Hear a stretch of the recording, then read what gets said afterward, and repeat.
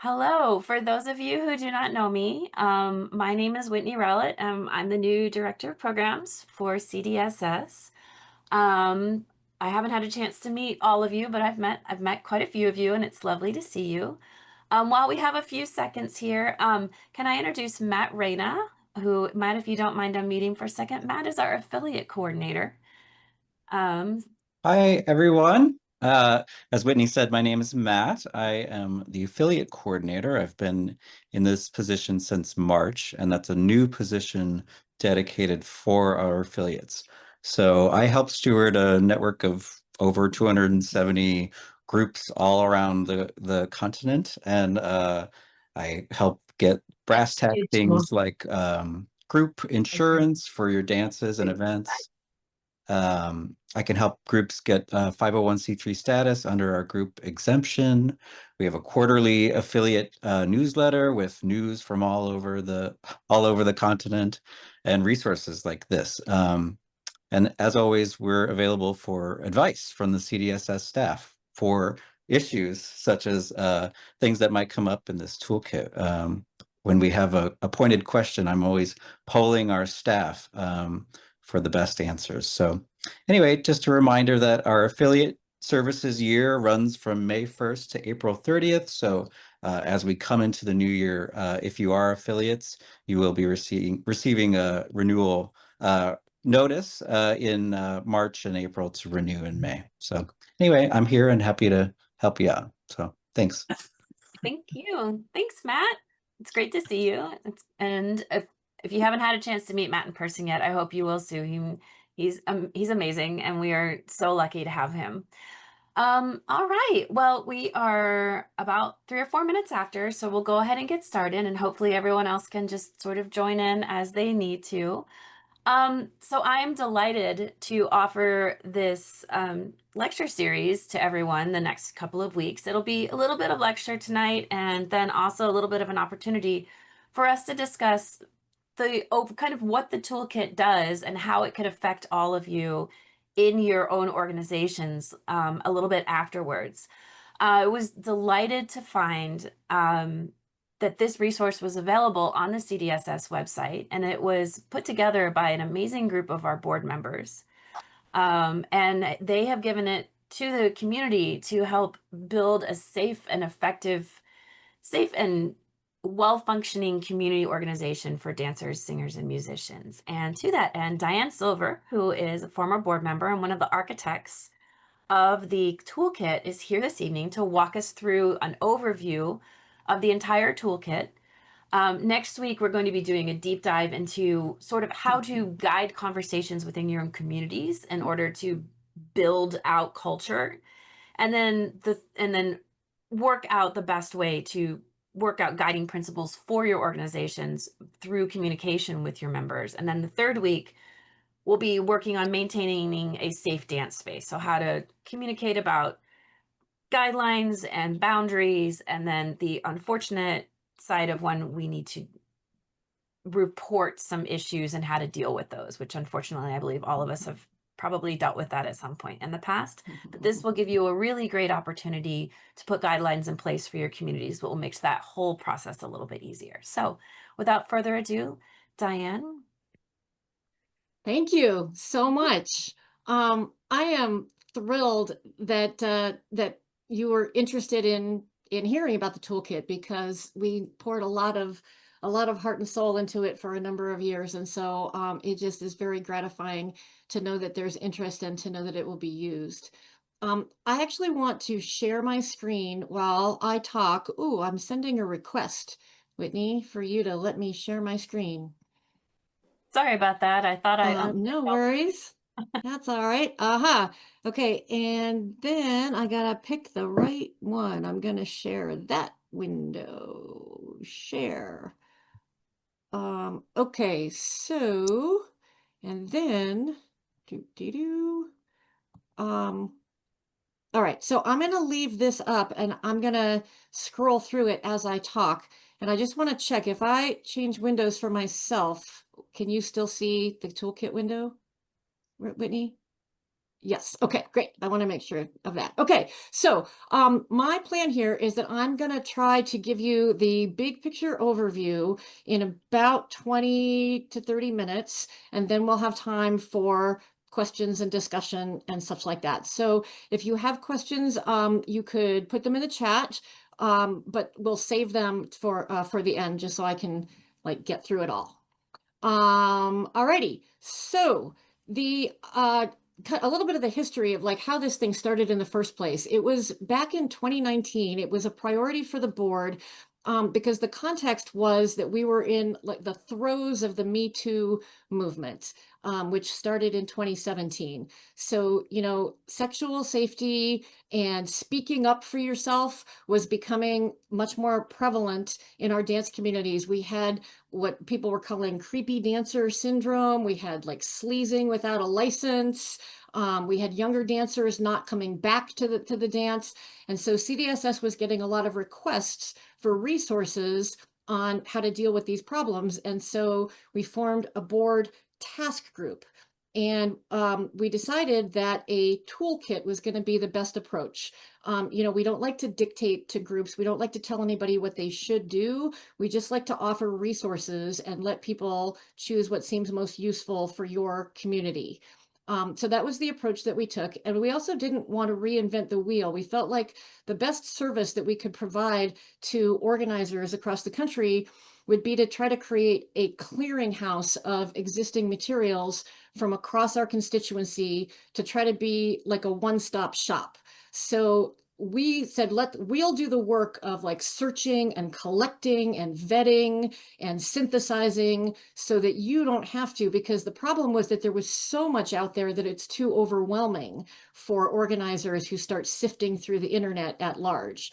So that was the goal that we initially set. So it started out as the board members on the task group, and then we also invited community members to join the task group. We identified folks who had demonstrated leadership on these topics within their communities, and we asked if they wanted to be part of it. And we also did a lot of kind of consulting and asking for input from across the community. And it included a survey and a call for resources. So we did everything that we could to really put it out there to try to get everything that we could find from leaders, you know, in groups across the country. I do want to acknowledge the core people who did the work. Starting at the beginning, Dorcas Hand was the chair of the committee, and then Avia Moore took over, and then I took over after that. I'm going to just say a couple names really quick because they deserve it. Juliette Webb, Susie Lorand, Marty Rockmeal, John Cito, Olivia Barry, Nikki Herbst, and Chris Whaler were members of the task group. And we also had input from Katie Heine, Franny Marr, Pam Paulson, Jolene Jones-Pokorny, Chris Ricciati, and Darlene Underwood. And then we consulted with many more. And we also took a lot of ideas off of social media threads and posts. We tried to find everybody and ask permission and credit the posters in the various pieces of the toolkit. So I just want to say a big thank you to all of those people. Okay, so as we got started, the first piece that we worked on actually became part 3 of the toolkit. At the beginning, there weren't so many parts. It was just the toolkit. And we focused on first physical safety, but then we quickly figured out that the meat or the depth of the issues that we were facing was all about emotional safety. We realized that, you know, people were talking about creating a safe space, or I don't feel safe in this environment, and they were talking about emotional safety. And people have very different thresholds and definitions about what safety is or what feels safe, and that's often the root of the problem. You know, there are different expectations. There can be a lack of clear communication and setting expectations. And we quickly realized that a huge part of solving these kinds of problems, these Me Too problems, is preventing them in the first place. And that means establishing community culture. And, you know, so how do you do that? Well, you have guidelines, you have community guidelines. And we realized quickly that there's kind of a difference between absolutes, you know, like things that that will get you, that should get you banned immediately. Like if you assault someone, you're done. You're not welcome in our community. But there's this huge area of sort of gray continuum of what's acceptable and what's not acceptable, and so, you know, infractions, if you will, that probably should be solved with education and awareness and second chances and things like that. And so we decided to distinguish between these absolutes, which we called code of conduct, and then these guidelines and recommendations and culture things, which we then called courtesy and etiquette. And then so as we were developing all this, we said our whole task group actually needs to be rebranded. And so we changed it to the Community Culture and Safety Task Group, because it's so much about community culture. So with all of that, I want to just show you this piece of the toolkit, and I just want to dive into this table of contents. Is that showing on the screen sharing? The table of contents? Yes, good. Okay. So this is the table of contents for part 3, which is the courtesy and etiquette. And I just want to, it's a nice outline. It talks about communication. It talks about, you know, the dance atmosphere that you're creating, having stuff at the door, talking about eye contact, flirtation, respecting space, things that you can do for inclusivity. Let me move over here a little bit so you can see it. You know, health and hygiene and accessibility issues, awareness of people's physical abilities or challenges, and how to eliminating emotional barriers. You know, so just like the table of contents just gives you a sense of the depth of what's in this section. And so part 2, I believe, Whitney, of this series is going to be the deep dive into this piece, because it's got a lot in it. Okay. And then I also just want to acknowledge the where we got stuff. What we did is we scoured behavior documents from communities across North America, and we were trying to figure out like what to include in this clearinghouse. And then a big piece was to find examples of how to say it. Lots of different communities are saying the same thing, but they're saying it in different ways. You know, we had a lot of like, oh, wow, I like that language. Like, wow, listen to the way so-and-so said it. And so we were collecting all these examples, and then we went through and started editing and sifting, and we were trying to find a really good balance of sort of repetition, but also nuance. And so we have, you know, 2 or 3 ways of saying the same thing, where, you know, one is very short and succinct and simple. And then, you know, another might be like a whole paragraph that talks about an idea. And so that's on purpose. And so like this is the one-stop shop clearinghouse that we were aiming for. You don't have to go out and download 10 different examples of behavior guidelines from different communities, we hope, because we tried to sort of take the best of everything and put it all into this piece. And so as we were doing all of that sifting, we were making choices about where to eliminate repetition while still keeping the nuances. And so in the end, these 6 sources are the ones that we really took most of the stuff from. And so big shout out to the organizers and leaders in these communities, because you guys put together some really good stuff. And so thank you for all that work. And we've quoted it and referenced it in this document. I will also say that we did not credit each specific quote, because it just got to be too much. So we've given credit here at the end, and that's kind of the way we chose to approach it. So that is that courtesy and etiquette piece. And then we realized that we needed to work on, I've gotten myself confused here. we realized that we were using a lot of terminology, and we probably ought to define that terminology. We were talking about safety and respect and inclusion and etiquette, and like, what does all that mean? And so we said, let's put that in an introduction. And so we actually created a part 0 of this toolkit. It's kind of funny, but we had to call it part 0 because we already had the other parts. And so in part 0, there it is. We have these working definitions: safety, respect, inclusion, courtesy, etiquette. And the big idea is that safety is the ultimate goal.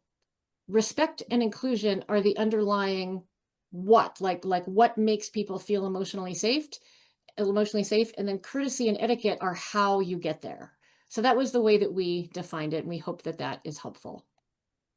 So with all of that, then we got into, well, we're giving all of these recommendations of how people should behave, how we hope people will behave, but when we actually get complaints, then what do you do? And so part 4 in the toolkit is the complaint procedures. And this actually turned out to be an easier task for us because we found a couple of really detailed documents from other communities that had put together actual complaint procedures, and they were really deep and complete. And we felt like there is no work for us to do here. We do not need to reinvent the wheel in any way. We're just going to refer people to these documents. Like, there's not 1,000 of them, there's only a couple of them. And so that's what we did. We said, let's keep it short and simple. We're just going to put a couple references here, a little bit of an outline, and that's going to be what people need. So done. And shout out to those communities for creating really great resources and giving permission to share them. So as we got through all of that, then we realized this whole resource, thus far anyway, is based on some pretty big presumptions about a set of values. You know, we're talking about inclusion and equity and respect and all of these things, and sort of presuming that everybody agrees that that's what we should be founded on.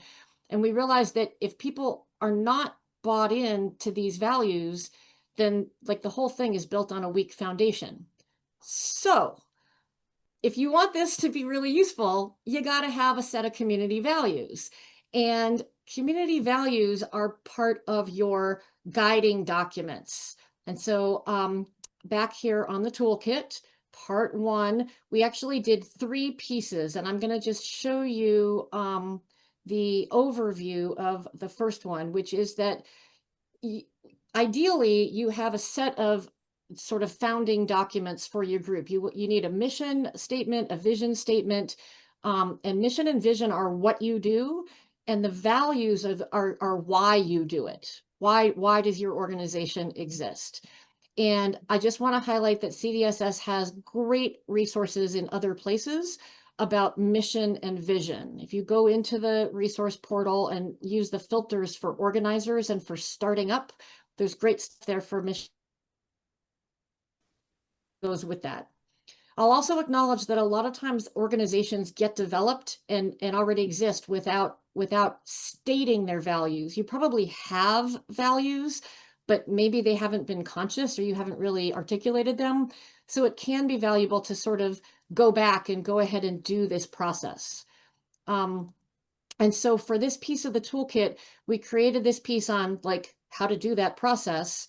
And then a big part of it is, okay, well, who gets to decide what the values are?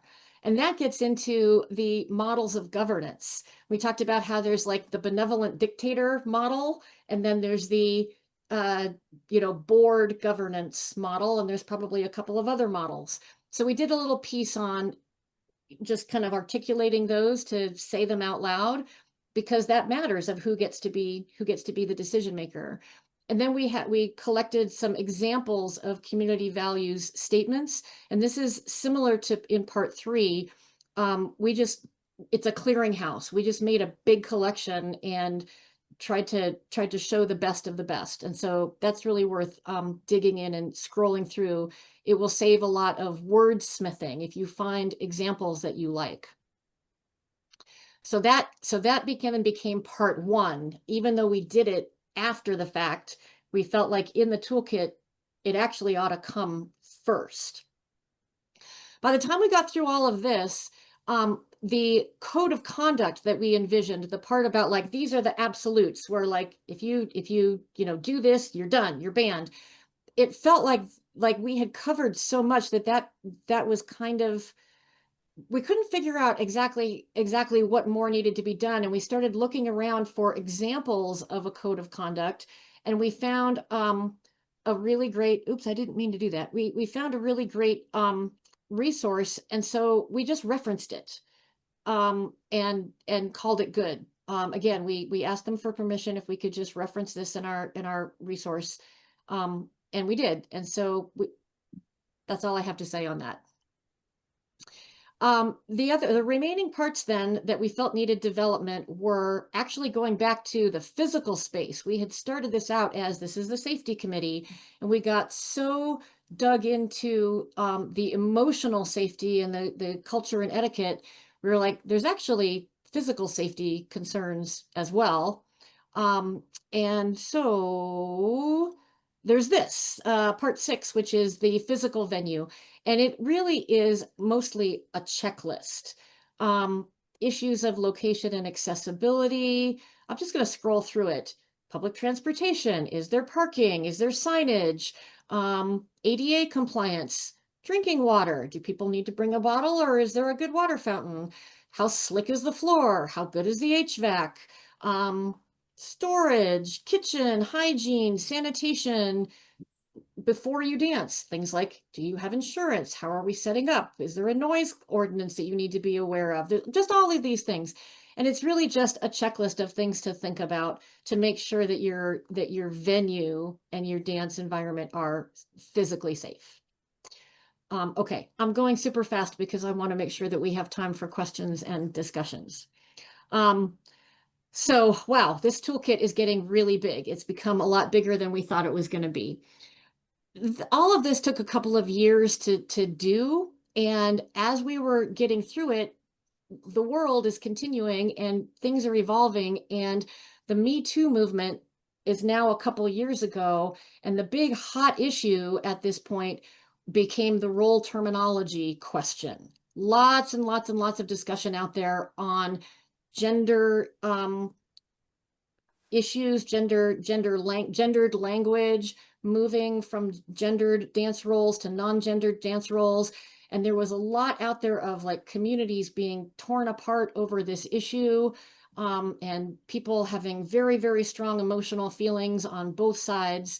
And so we felt this is part of making our dance communities a safe space. People are using that language of safe space when talking about this issue. And so we felt that we probably ought to include it. And so we talked a lot about how to go about that. And again, CDSS is not about telling anybody what they should or shouldn't do. And so this guide is not a guide of what to do. It is a guide of how to go about it, how to figure out what is going to be best for your community. And so we tried to identify all of the pros and cons. I want to switch my screen share here. We tried to identify all of like the pros and cons on both sides, and summarize them, like the arguments that were being made on each side of this issue, and kind of summarize them all in one place so that you don't have to spend a bazillion hours reading pages and pages and pages and pages of social media posts that like go back and forth.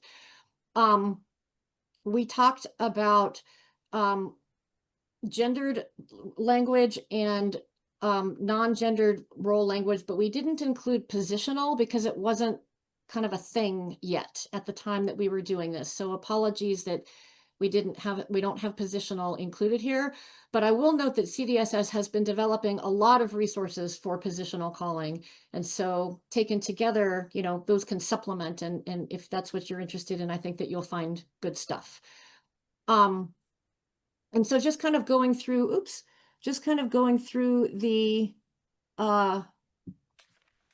the table of contents here. I just lost my my bigger. There we go. I was just trying to show you the table of contents and it skipped. Why use gendered terminology? Is it confusing? Some people say no, some people say yes. And why? Is it difficult to learn?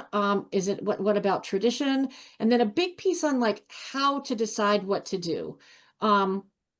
Options, does it have to be all or nothing? Is there a way to compromise and have a little bit of both? And if so, what might that look like?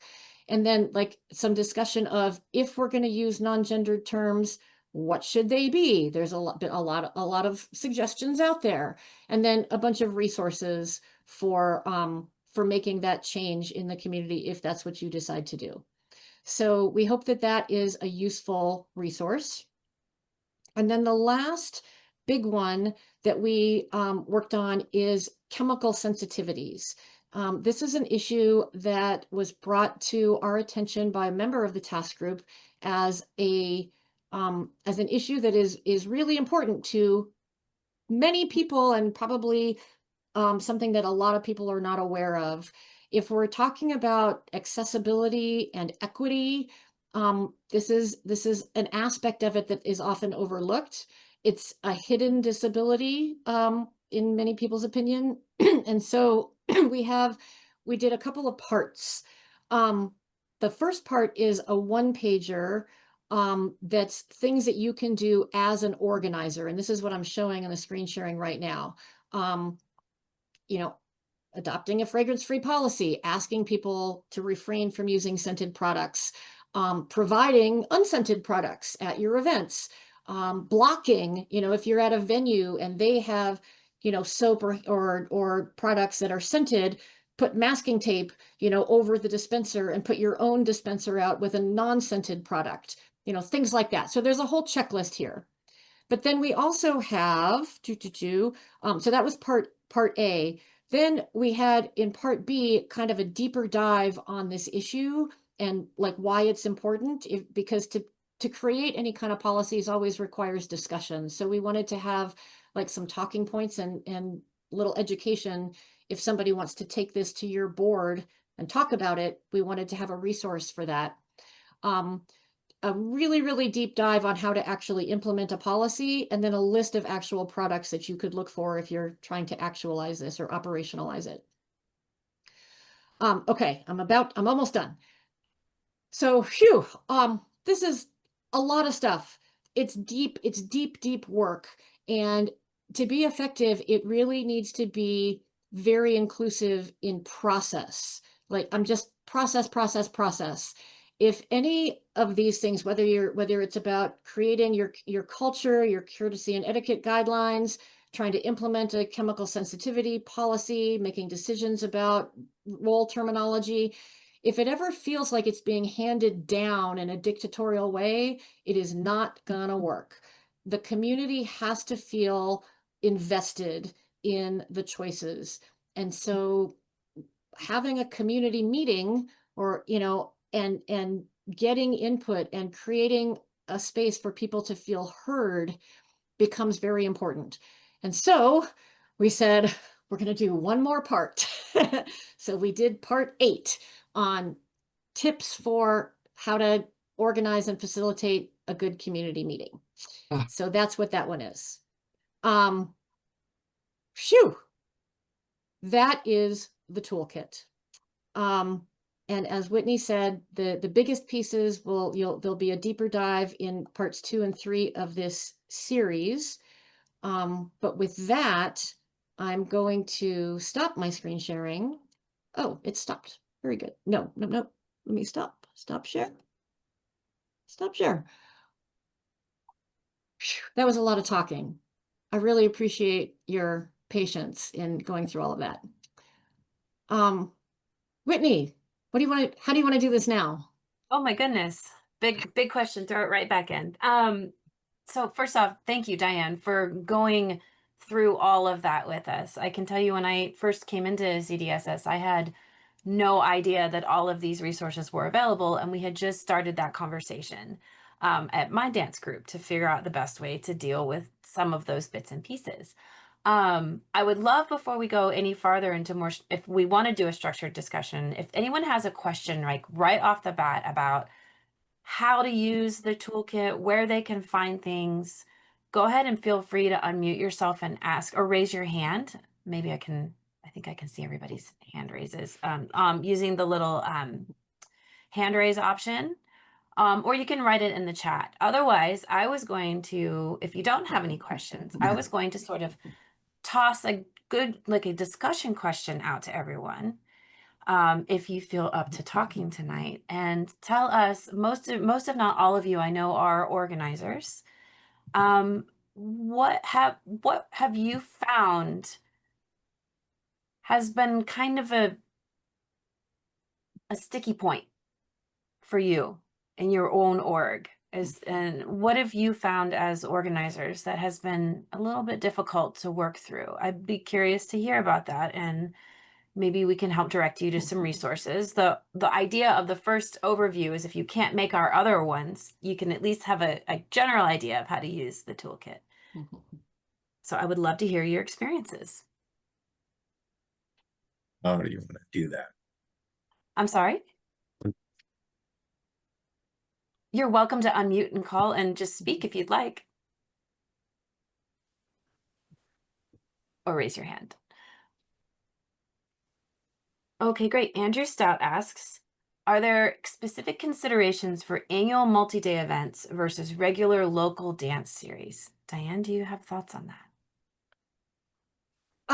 I would say that all of this in the toolkit is applicable. It goes back to that governance model, right? Of like who makes the decisions, instead of it being a recurring event where either there's a board of directors that runs an organization that produces the event. It's either that, or it might be like the band or the caller owns that dance and they put it on. They are the decision maker.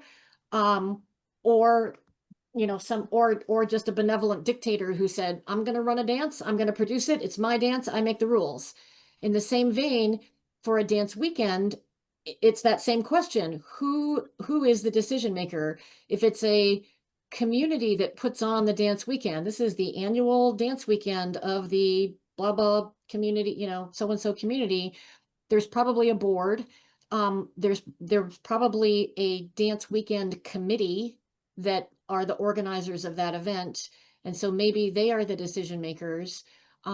It's harder to do that community input process if you have participants that are coming from, all over the place and aren't present in that community to come to meetings during the year.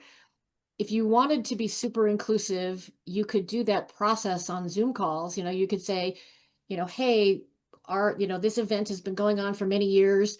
We're trying to be more intentional about the culture of our dance weekend and the sort of the courtesy and etiquette understandings of the weekend. And to that end, we're having, an input process.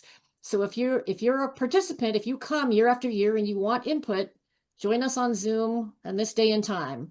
So you can kind of put it out there using your registration list from previous years, and some people will take you up on it. And at least that way you've invited people to give input and you can hear what people have to say.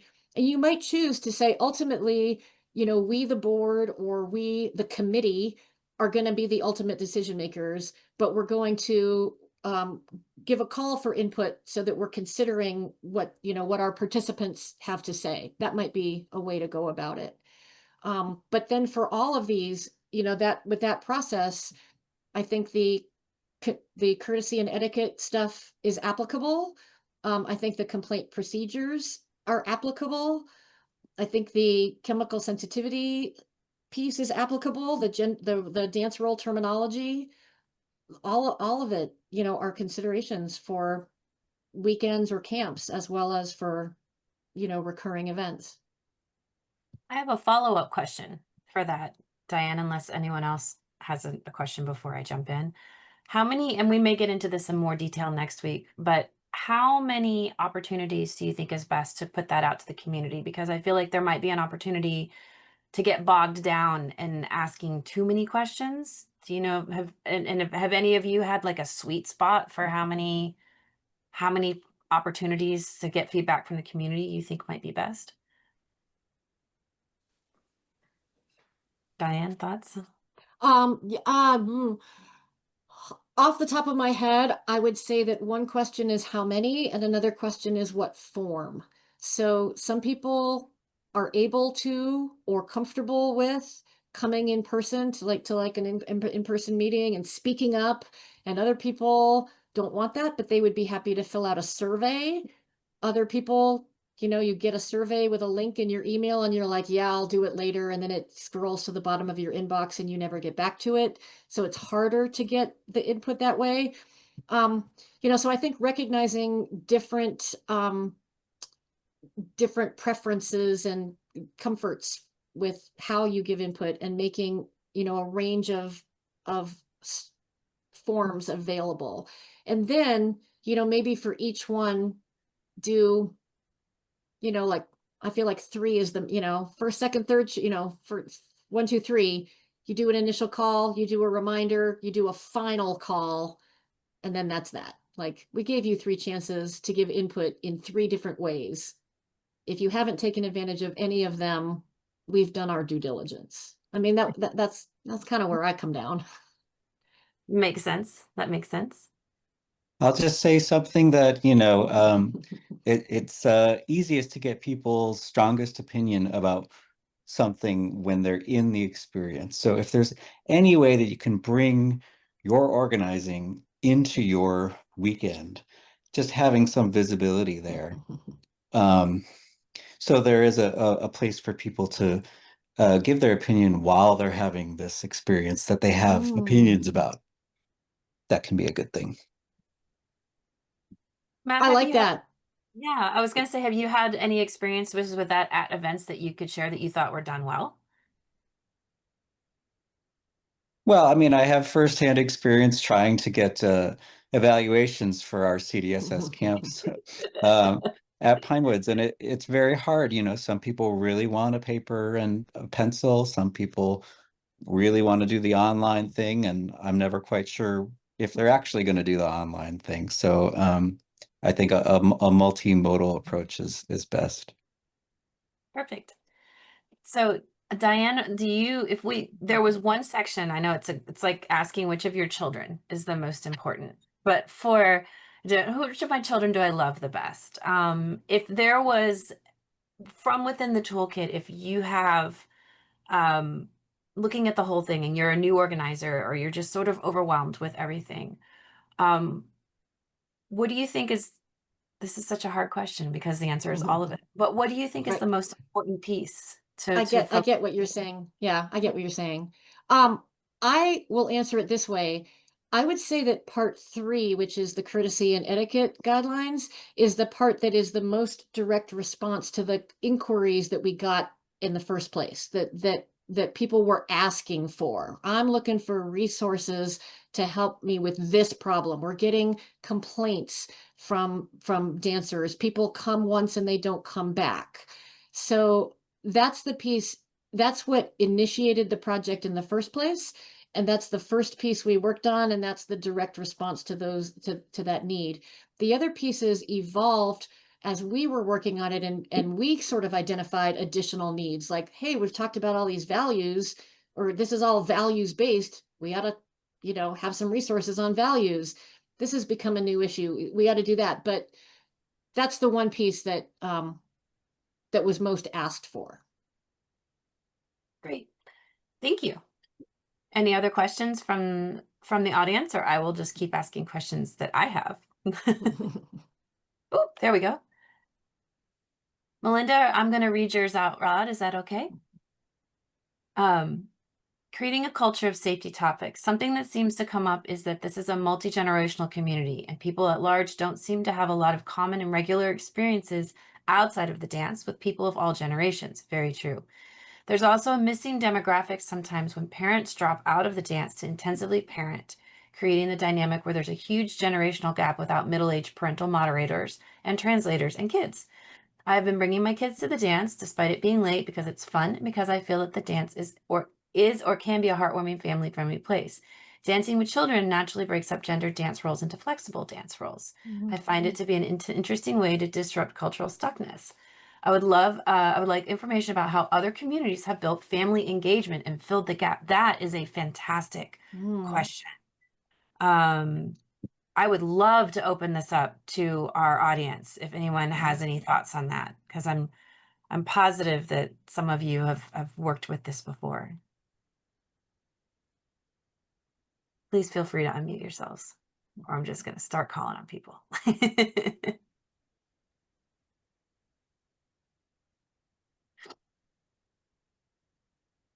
Ruth, yeah? I can say that the Chicago area has Meg Didolf with an all family, all ages barn dance that's held once a month, I believe, out in her area.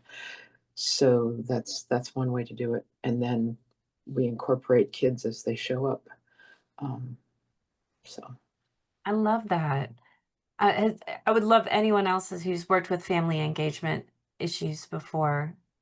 I'll Diane? share one. I'll share this. I think a lot of communities, not a lot, some, family dances or community dances are a whole sort of genre unto themselves. And certainly CDSS has lots of great resources for dances and music, and calling for family dances.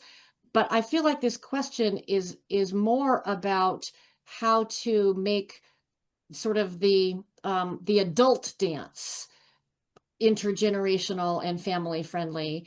And I want to do a shout out to Belfast, Maine, the Flying Shoes. They have an amazing model.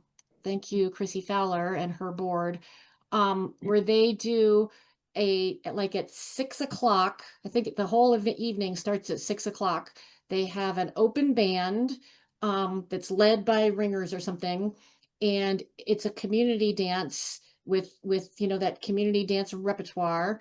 And then that goes until 7:30. It's like 6 to 7:30, 6:30, 7:30, whatever it is. Then there's a half hour for changeover of the band, which is encouraged to be social hour. They don't do a beginner lesson, and then they just design, then the adult dance, as it were, starts at 8 o'clock, and they ask the caller to just make sure that it starts simple and ramps up. And the idea, I think, is that those families who where the kids are able to dance with adults, like, stay for the adult dance, come for the family dance and stay for the adult dance, especially the first half. And so it becomes kind of a tiered progression of complexity, and it makes it accessible for that range of ages, and it makes it long enough for it to be worth it for parents to bring their kids and their families. And the first half doesn't go so late. Like, you could bring younger kids and still stay for at least the first half of the 8 o'clock dance, and it's not too late. It's a great model. Look up Flying Shoes and read all about it. How is the calling done? Is there a designated open band caller, do you know? Or is that the responsibility of the hired caller or what have you? There is a designated caller for that open band from within the community, and they've done a lot of behind the scenes thinking and program discussion of what the program should be. So no, the caller for the 8 to 11 is not the caller for the first part. I mean, unless they specialize in, calling for community dances, and the organizers particularly invite them to also do it, but it's not presumed. Thank you. Of course. Thank you for asking. Rose asks a great question. And Rose, I'm just going to read your note in case people don't have the thing open. Philadelphia is facing this exact question right now. We want to create a guideline for parents about what benchmarks to keep in mind about when their children may be ready to join our dances, which are not necessarily child-friendly. Do we have any resources for that? That is a good question. And I toss that to anybody in the board who's worked on that. And because I would like to go look, Matt, if you happen to know as well. But if we don't, that's something that we should definitely we should definitely think about. Does anyone have thoughts on that?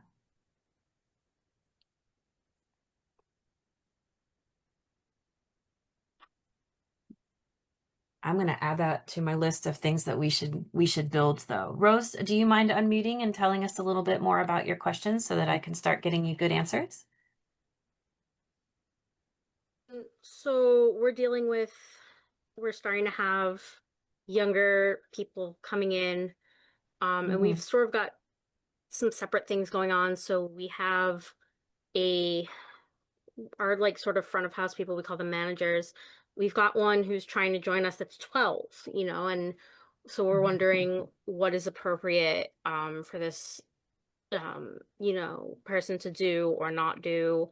What are they ready to be responsible or not?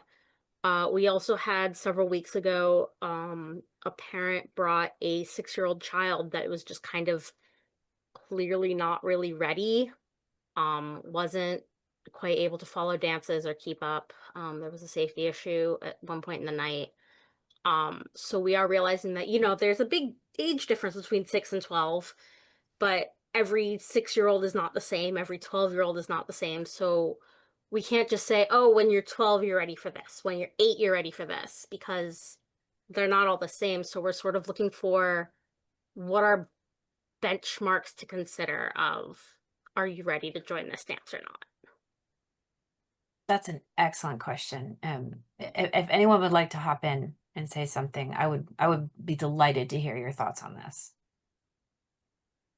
I just have a quick comment. At our dance weekend, we have an entire family that comes, and they all do a lot of dancing in their home community, and it's a wide range of ages, but the older siblings dance with their younger siblings, and actually they're all quite successful. So I think sometimes it's more instead of a benchmark, it's like, how much exposure to dance, how much are you dancing as a family, how many if you're the child that sits under the table while your parents are calling the dance, you're you're getting a lot of exposure. So I think it could be phrased really positively about, here are some opportunities for your child to get some experience dancing.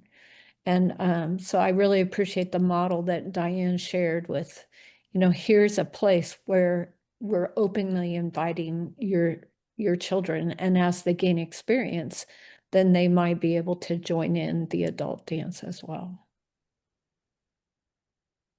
Matt, I see you're unmuted. Did you have thoughts? Oh, just, unless you have a large volume of sort of parents with children sort of at this stage, I think that, just sort of direct conversations with parents about, how their kids are interacting with the dance space can go a long way. Just sort of like wanting to touch base and like actually like talk through how it's working for everyone else, and treat it as on a case-by-case basis, because as you say, we're all so different, and children are all different at different ages too.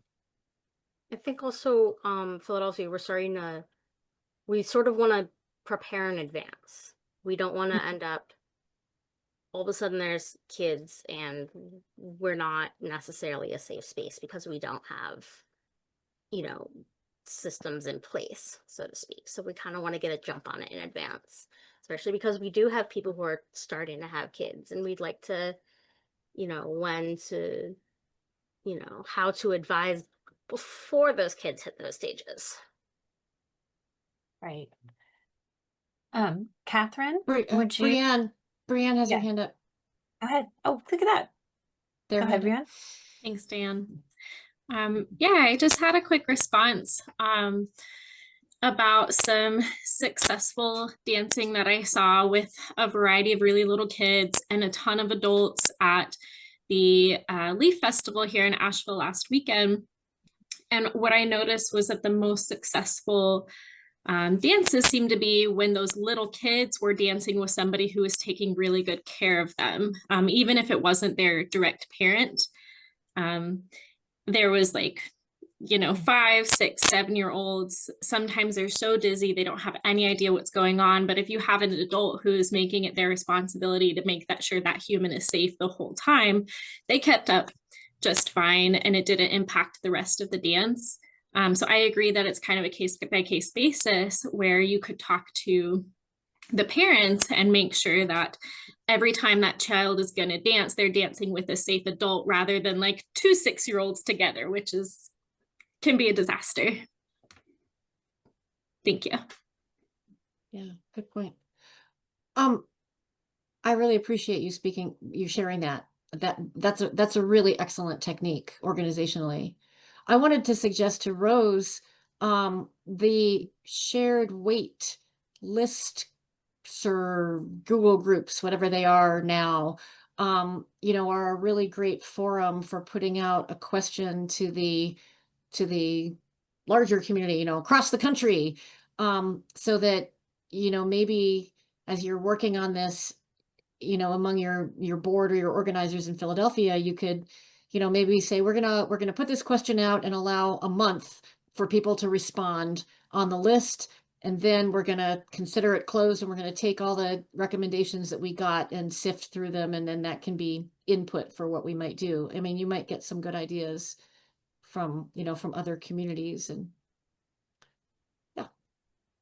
I have a question as well, asking there is a prominent leader in a community who has repeatedly disagreed with non-gendered calling and announces this option frequently via microphone. This occurs at camps sometimes, so participants are subject to this and kind of stuck with this behavior. When you're away from home in a new place, this can feel like a big undertaking to implement. Is there any guidance around bringing up the toolkit without putting anyone out, as much as I disagree with this behavior and thinks it's exclusionary? So is there any part of the toolkit that could help bring that question to people when you have someone who's being argumentative from the mic about gendered calling?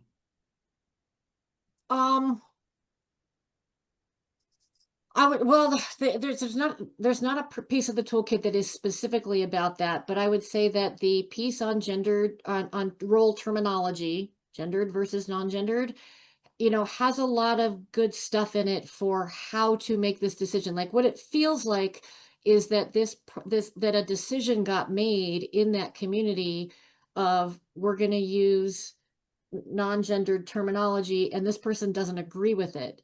And so I guess my question is, how was that decision made in the first place? And maybe it was, a really great open process with a lot of input. And in the end, the decision was this, and they just aren't happy. So that's question one. If it was made without a lot of input, it's possible that this person feels unheard, and they are using the mic and using their opportunity as a caller to put this out because they tried to go to the organizers and they didn't get their way. That feels a little passive aggressive in one sense, but I'm just trying to understand where it might be coming from. So one thing might just be a deep conversation, and then either way, it's an intentional conversation, whether it's letting them be heard or it's approaching them in more of a problem solving kind of way. So I would say the other piece would be the complaint procedures document, part 4, because it walks through with excruciating detail. Or if you look at some of the examples, that document itself doesn't say much. It refers you to about 5 examples of really good complaint procedures. So go look at some of those examples. I'm in Asheville, and the Old Farmers Ball has one that, full disclosure, I helped work on. And it goes through in excruciating detail, kind of a flow chart of problem solving with somebody who is behaving contrary to the guidelines of the community. So, starting with an initial conversation, this has been brought to our attention. It is a problem. We want to talk with you about it in a, designated time. Like, you don't pull someone off the dance floor and say, hey, can we talk? Because that's not a good time to have that conversation.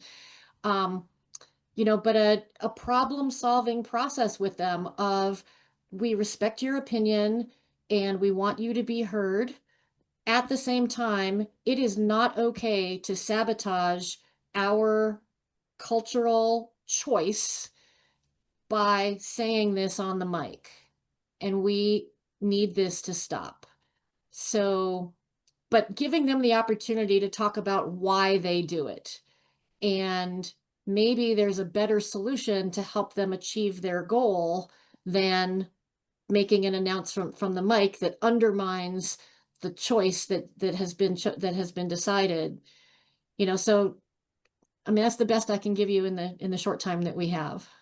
That's a tricky So. question, and I'm going to make a note of it. And for the person who asked that question, if you're along when we get into the reporting procedures, I think that's a great time for us to do a little bit more of a dig into that, because I do know that it can be really intimidating if you have someone who's known, who's at the mic. Like, pushing back against someone like that can sometimes be a lot to deal with, and it's a difficult thing, and you feel like you don't have a voice to do so. And you're always welcome to reach out to us. We can help as best we can. And this gives us an opportunity to go see if we can help dig up some resources in addition for that particular problem, which is something that's facing a lot of dance organizations right now. And it requires a lot of discussion. And Diane, thank you for the thoughts on the framework on how to frame that discussion. So, and it's difficult. We are about out of time. Look at that. Thank you, Matt. I just also wanted to point out, Kathy, thank you so much for linking that article that Max Newman wrote about the safety policy coming out of the vision and mission statement. That is a great read, and thank you for pulling that up. That was on my list of things to share. And you got to it first. Thank you. I appreciate that. I am delighted to see so many faces here tonight. I am delighted for the questions. I hope as we spend more time together, you feel more empowered to send questions either anonymously, privately in the chat, or unmuting yourself. I know that Matt and I both feel very strongly that we want to build a network of affiliates so that you all feel as though you can reach out to each other and work together to kind of further the goals of just dance everywhere. So this is a great first step to have everybody see each other and start to feel comfortable asking questions and sharing resources. So Diane, thank you so very much for all of your time this evening. And thank you to all of the board members and the community members that put this toolkit together in the first place. It's been an amazing amount of help to me. And to everyone else who's used it. So I hope to see you all next week. Keep an eye. We'll resend the link for you. And if you have any questions you'd like to be addressed in the next 2 meetings, please feel free to email me. This is my, oops, I just misspelled my own last name. I was going to give you my my email, and one day I will learn to spell. So please feel free to reach out to me anytime, and we'd be happy to add that question to our list going forward. But thank you so very much. Matt, thank you for being here this evening. Diane, thank you. Sandy as well for all of your help with organizing. It was a delight to see you, and I hope to see you all next week. So thank you very much, everyone.